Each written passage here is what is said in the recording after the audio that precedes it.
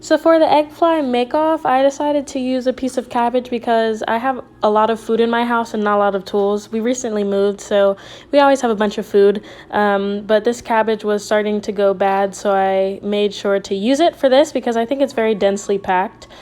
So what I did was I carved an oval shape into the middle of the cabbage after I cut it in half so that the egg would fit nicely in the center. And I made sure to have the egg fit really securely because I wanted to make sure that the sides of the cabbage were firmly pressed against each other, like as if the cabbage was not cut in half in the beginning.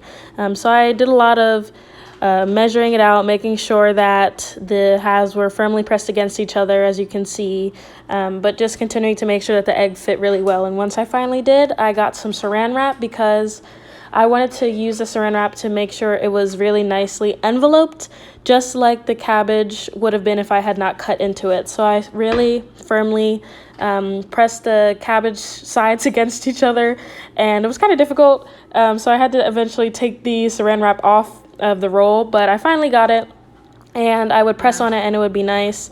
So here is me testing it out.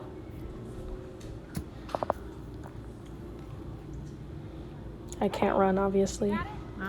Here's the reveal. Let's see if it cracked.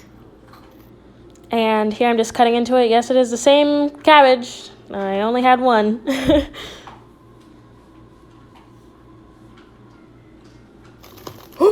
It cracked? No! And so it worked. Oh my gosh.